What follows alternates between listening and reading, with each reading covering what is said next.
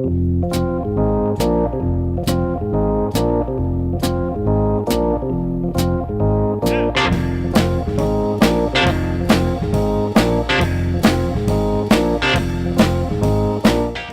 to the Two Blokes Chatting radio show on 94.7 The Pulse. Music, interviews, news and, well, Two Blokes Chatting. Now, here are the two blokes. We are genuinely excited, and so is a large part of our listening audience when word got around this week that the aforementioned little Pattie, who was stomping in 1963 on the beaches of northern Sydney, she's on the line this morning joining us. Pattie, good morning. Welcome to the Pulse. Good morning, Rob, and good morning, Neil. It's lovely to be here. Like you tell me, had a lovely time with the two of you, and I'm thinking, I haven't visited Geelong too many times in my life, which is really sad, seeing as I have such strong connections there. But one of these days I might even get a holiday down there, do you think? Well, we would love to have you. We'd like that very much. There would be red carpets rolled out everywhere, Pattie, if you hit town, because a brief music career that kicked off in 1963, but you left an indelible mark on the Australian industry. We've spoken to a lot of Australian music greats, but your name just rolls off the tongue very naturally. And as you said, a connection to Geelong, which continued on into the music industry, adds a little bit more local fame. So goodness gracious, if you do get a holiday, come and visit us. Thank you. Thank you both very much. So take us back to where it all started, Pattie. I assume one day you were stomping at Maroubra, were you? And someone came and tapped you on the shoulder and said, "Oi." I was just a schoolgirl, and as long as I'd finished my homework, I loved school, by the way, and as long as I'd finished my homework, Mum would let me go to the beach on Saturday and sometimes Sunday afternoon as well. And we kids were all at the beach, and I have to say I wasn't a surfy girl on a board, but I loved being in the water. But most of the time, and I think any female listeners of a certain age will relate to this, we didn't do much swimming. We lie on the beach in our tiny, tiny triangle bikinis and put a whole concoction of stuff on us thinking we might get brown. We didn't. And we got blisters, and the big thing of the day was maybe some of the boys might come and say hello one day. Hardly ever happened. And we got blisters on our backs. But we had a good time laughing and giggling. My recollection of those days, not those days, because I must confess to being slightly younger than that, but when I was going to the beach as a youngster and got blistered, the treatment, and I use the term loosely, was cut a tomato in half and rub that on it. I think the expression was, it used to smart a bit. Oh, it stung like mad. Oh. One day we were all there and word got around that the very next day, a Sunday, at 2 o'clock sharp, that there would be the very first stomp dance in Australia.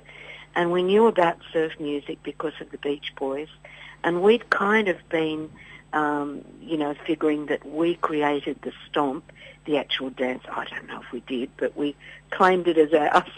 And Mum said, "Oh, you can go as long as your big brother looks after you." So off we went, and look, it was the best time because none of us could rock and roll or do any of those fancy steps, and there was a live band, and we just had the best time in groups stomping away. And pretty soon, the very first day, the promoter got on the microphone and said that he would really love it if there could be a talent quest. And no one said anything except my best girlfriend, who blabbed that I'd been having piano and singing lessons. And, you don't tell those things to people, or you didn't back then, because you just wanted to be, you didn't want to be different. You wanted to be like everybody else. So anyway, she blabbed, and before I knew it, my mates had carried me onto the stage, and, that feeling of, well, what do I do now? Do I sing and get it over and done with and run away, or do I just run away? Anyway, I did sing a song, and that's really how it began. Well, I was going to ask you, Pattie, were you a show-off as a girl, but you've answered it by saying the exact opposite. The music lessons, were they something you wanted to do, or did your parents push you into that a little bit to get you confident that you could sing? We had a piano at home, which I think was inherited from Nana and Pop, and when I used to tinkle away, and I loved, I had good ear for music, so Mum and Dad said, do you want to have lessons? And I said, oh yeah, if we could, everything was if we can afford it. That was the term way back, and anyway, if Dad won at the races, we could pay for the piano lessons, so I had piano lessons, and then my teacher said, and I loved piano lessons, and my teacher said that to my mum and dad, she's got pretty good ears for music, and I hear her hum away perfectly in tune. Why don't I teach her to sing as well? And Mum said, oh, don't think we can afford it. And Dad said, we can afford it. All very proud, and he won a few more times at the races, so I had singing lessons too. What about the step from that into getting music recorded? Were you sort of thrust into that, or did someone come and find you? Well, someone came and found me. I think it was the second week of the dance. A man arrived for me in my records, which, we knew he was pretty important. He had a suit on. We all had... He would have stood out.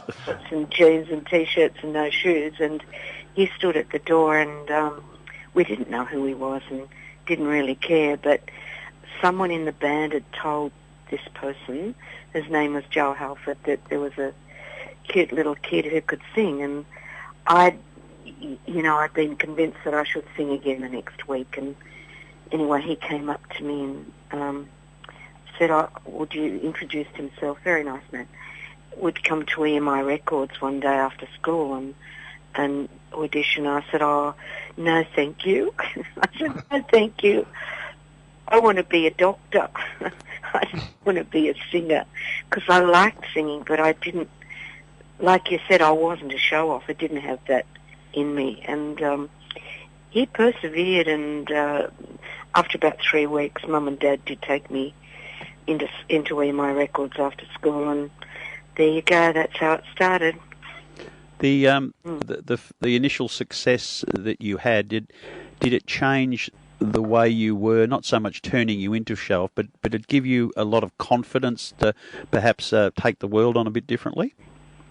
Well, I was kind of thrown in at the deep end, but really and truly, and didn't really know what I was doing, and I wasn't too bad if I had a television show to do, because it's like 3 minutes and you sing your song, but when it came to live performances, I had no idea, and but I was surrounded pretty well by lovely people from whom I learned stagecraft, and I knew what not to do and what not to say. I was very shy about talking on stage, but eventually it's sink or swim stuff, and my success was growing, and I thought, oh, well, it became a challenge for me. I thought, I better do this properly, and I better not.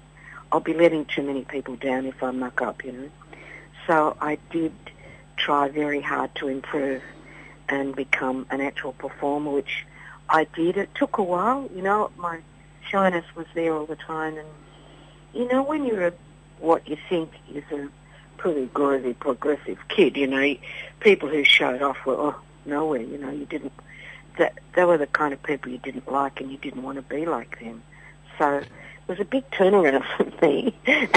And when I realised that my friends, my mates, liked it, and they liked me, liked it, that sort of buoyed me a bit, that kind of made me think, oh, well, it's not too bad being a show-off. Yeah, and you always remain true to yourself and your character, which I suppose means that you wouldn't have lost any of your friends. They would have just been proud of what you were doing, and you always remembered where you came from, I suppose, which is important. Oh, absolutely. And some of them are still my friends, and yeah, it's great to meet up with them. It really is one of life's lovely tricks, meeting up with people you haven't seen forever. Yeah. And so And so, Pattie, obviously, bandstand became a pretty important part of your life, and you obviously got to perform with and I guess become really good friends with some amazingly talented artists. Tell us a bit about your time on bandstand. Well, bandstand was pretty basic stuff in those days. I think there were 3 cameras on the floor, pretty insignificant sets, not a great deal of production, so it was, dare I say, the talent that had to be okay, to make an impression. There were no lighting tricks or any of that. Very basic, and because I guess they were learning about technology and trying out things as well, that there were many. It was a bit like going to the doctors and waiting. And we, there was always, you'd start at 9 in the morning, you'd need to arrive there by then. And, there were times when we didn't finish taping a show, if it was a taped show. We didn't finish till 3 or 4 in the morning. And it wasn't because we were having a great time. It was because the cameras had broken down or the production, things had gone wrong. So you can imagine all the time together we had back and forward to the canteen, and we couldn't get food in or anything like that. So we just all became good friends. And those days were fantastic, and you realised later on that all those waiting times together forged wonderful friendships, lifelong friendships still, and you wouldn't swap it for anything. Pattie, those of us on the outside of the industry hear the stories about what went on in the rock and roll industry away from the television cameras and microphones. Some. What did you hear?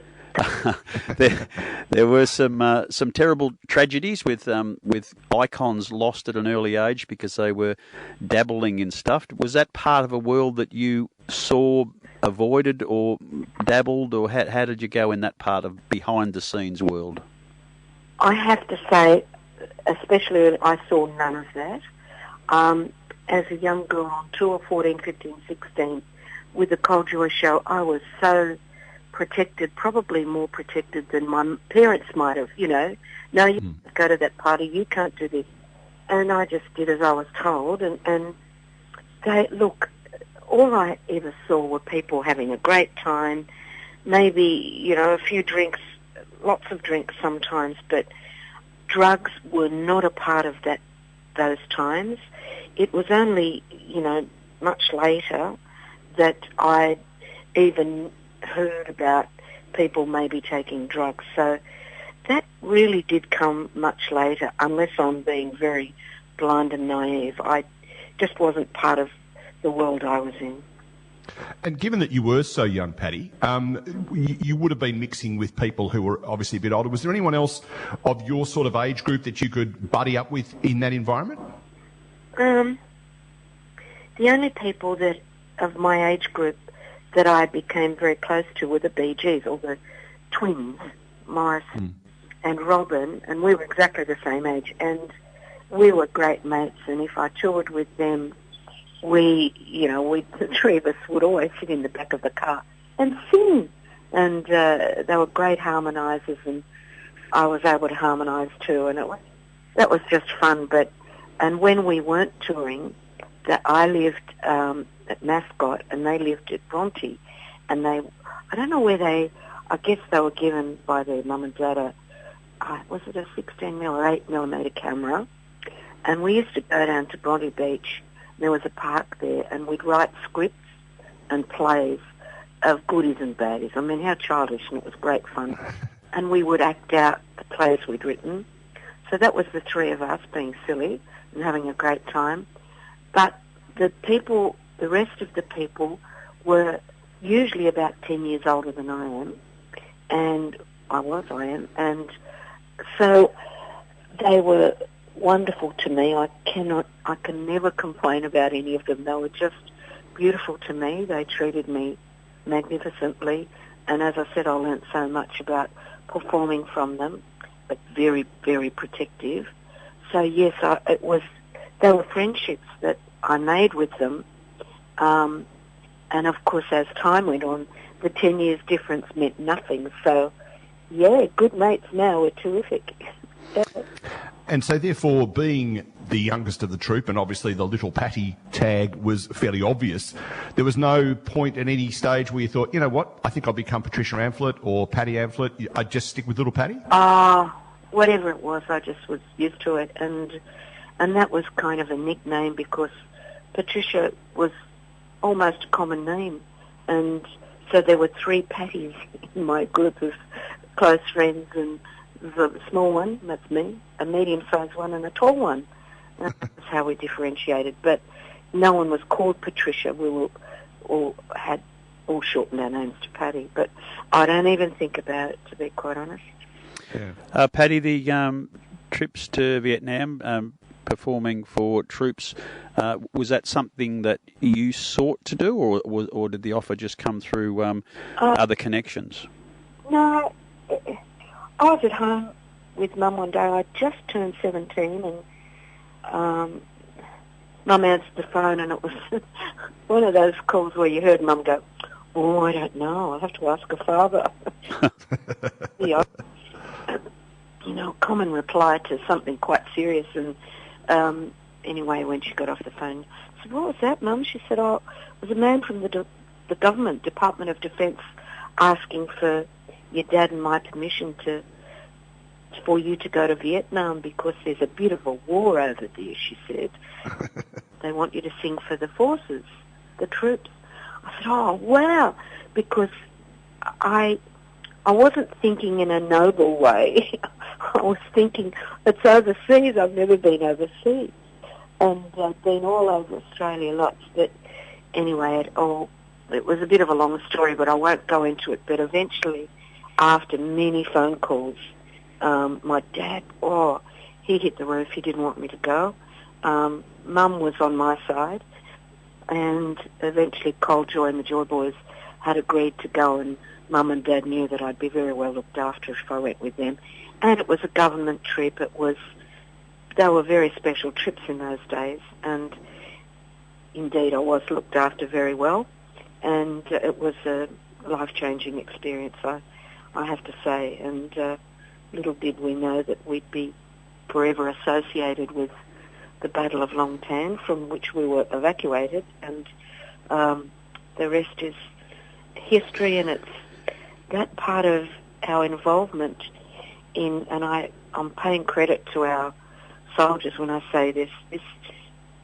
Years later, I've toured to lots of conflict and war zones for our country, for Australia, and nearly always you run into, or you do concerts for Americans, and the Americans, gosh, when they know that I was in Vietnam at age 17, they give you a standing ovation, and they think it's wonderful, and I'm wondering why. Why do they think that's such a big deal? But in their military training, there's quite an emphasis on the history of such conflicts and wars, and big and bold, the many chapters apparently in their learning, is the story of Australia's involvement in the Battle of Long Tan, and they just hero worship our soldiers who fought that battle. And so I get goosebumps thinking about it, yeah. And on the back of that, some years later, early 20s, you're involved in another tumultuous time in Australia's history, the Gough Whitlam It's Time campaign. Was that again attaching yourselves? 72. 72, yeah. So young age, you. So you're in your early 20s. I'm starting to just think about what's happening in the world. Were you taken up in the political thrust on the back of what happened in Vietnam, that you went there and witnessed? Do you know, I was, but I came from a Labor family. I mean, that's the way it was, and I'm still a Labor person. So I would have voted Labor anyway, but having been to Vietnam, and I came back with such mixed emotions, with much respect and love for our fellas there. I mean, they're still my heroes. I think they're the best soldiers in the world, and I do, and many people think that. So I have that feeling still, but I'm very much a pacifist, and whether it be Vietnam, Iraq, the Middle East, I'm so anti-war, but I've proved that you can be both. You can be anti-war and have much love and respect for our soldiers. So, I was very much caught up in the political side of it, but I would have been anyway. Yeah. One of our stalwarts at the station, Pattie, is a gentleman called Robert Eagles who spent time in Vietnam, and I know he would be listening in, excitedly listening in. So just a quick cheerio to our man Robert Eagles would be well appreciated. Hello, Robert. Yeah, you're my hero, and I know that you'd be the hero of many other Australians, and very proud of you. We always will be, and we are very sorry. I'm personally sorry that our government's ever sent you there, and but whatever you did over there was a grand job, and thank you. Pattie, you on the back of our chat with Lucky Star last week, you're back behind the microphone recording songs coming out, but between that tumultuous time of let's go all the way from 1963 when they first found you on that stage at Sydney Beaches, have you ever really stopped performing? No, I haven't. We had a quiet couple of years because of being in lockdown, but no, I still perform and mostly love every minute of it. It's terrific, you know. It became very much the monkey on my back, and no, I still love it, and I'm sure Lucky would say the same thing. I do other things in my life as well. I teach at a couple of high schools in Sydney, and I really enjoy that too. I teach singing and music, and that's a real buzz for me. Keeps you young, but no, once a performer, always a performer. Okay, and let's touch on the other thing before we close out. We nearly run out of time, but Chrissy Amphlett, much loved Geelong music icon. You obviously had more than just a passive interest in her career, and maybe even had something to do with it. Are they fond memories? Obviously sad she's no longer with us, but fond memories? We're first cousins. Our fathers are brothers, and we became very close. Not so initially because of the tyranny of distance, Victoria and New South Wales, but certainly in the last few years, or 10 years of her life, we were very close, and we spoke several times a week and loved each other to pieces. And I was with her when she passed away in New York, and she's the best. That's all I can say. She was a great woman, misunderstood. I mean, she going on stage, that really wasn't the real Chrissy. A lovely piece of art and a lovely piece of theatre, and nobody did it as well as she did. But as a woman, as a person, she was just wonderful, wonderful. And we regularly, whenever we talk about Chrissy and we play I Touch Myself, I'm always reminded of that fantastic campaign that you drove, I assume, and certainly were heavily involved in the I Touch Myself project. That would be a few years ago now. Do you want to just tell us a little bit about what that was about and the message to women who are listening? Yes. Well, Chrissy had kind of been given the all clear and that she was okay, and of course it came back and bit her. Cancer, I speckled, breast cancer, and got her in all sorts of parts of her body, as it does, terrible disease. And I knew that all along she wanted to speak about this in her dying days. She knew that something big should be done, and many of us, or several of us, got together and produced that commercial, for want of a better word, for I Touch Myself. And it's done very well, and it's meant a lot to women. Not every day, but often. Women say, I got my breasts checked because of that, and just coincidentally to the female listeners, I had my mammogram yesterday, my regular mammogram, so there you are, couldn't be more timely, but of course we all should do that and take care of our health. But, and the message that we heard was that basically Chrissy's message was, if you're a woman and you hear that song being played, that should be a reminder. It's a bit like how, when you daylight saving changes, you check the battery on your smoke detector. It's that important. And I think that's continued. I would love to see it have a bit of a renaissance, a bit of a go again, and be shown a bit more often. That I Touch Myself, I call it a commercial, let's call it a message, but yeah, it's absolutely important. Yeah. With your permission, I will go to the YouTube channel at some stage over the next couple of days, and I will post that on our Facebook page because it's a critical message. There's some very well-known faces in the message singing an a cappella version of the song, and I'll make sure that gets on our Facebook page over the weekend. Please do. Robin, Neil, I have to ask you because we've hardly spoken about it. Do you like our CD? Do you like our recordings from me and Lucky? To be honest, we only found out about it a week ago. I have bought the album, and we played a song last week that featured you both. Unfortunately, our playlist hasn't got it this week because of we have a musical theme, and I couldn't find one that tied in. But we will be playing songs over the next little while. But yeah, it's just a really good, honest Australian album. That's it. And Lucky, I don't know if he said this to you, but I said, wow, you want to make a record at our age? What?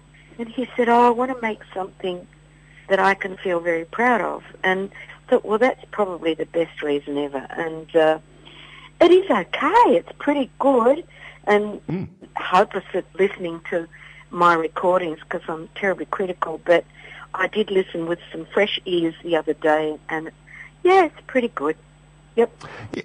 We did have visions of, and the way I asked the question was a bit clumsy because I wasn't sure how much you had kept in contact with Lucky over the journey, and we had this vision of you walking down the aisle at the IGA in your local town on the Central Coast and running into one another and going, hey, I know you, let's do a record, but it was a little bit more structured than that.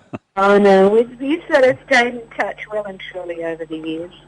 Yeah, I did get a surprise when I heard the track Blueberry Hill. It wasn't what I was expecting, I've got to say. No, yeah. He lives in a lovely part of the world, and so do I, and we're not that far from each other.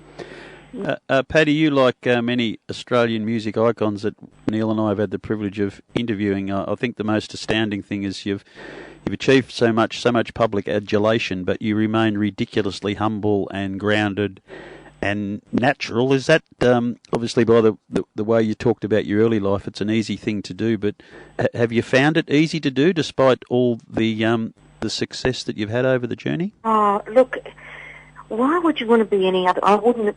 I've just always been me all along. But, I came from pretty basic working class roots, and I think I would have got a clip across the ears if I'd changed.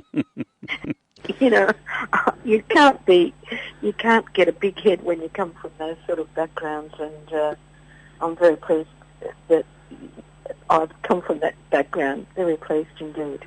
Well, we are thrilled to bits that after talking to you both, I can easily see why you, A, are good friends, but B, would want to do this together. You're passionate about the music, still love what you do, still realise that it's a gift, and to be able to share it with others and now make people's lives better by taking memories back to that wonderful time of the 60s when it gave so much to you, and here you are giving back still. So good on both of you, and best wishes with it. Thank you, and we couldn't do it without the support of people like you and the listeners, so we appreciate it very, very much. Thank you both. Thanks, Pattie. Been a joy to have you, Pattie. All the very best. We'll have more of your music now as we bid you farewell, and as I said, best wishes. Look out for the album. A few duets with Lucky Star, who was our guest last week. Best wishes to you. Oh, good on you.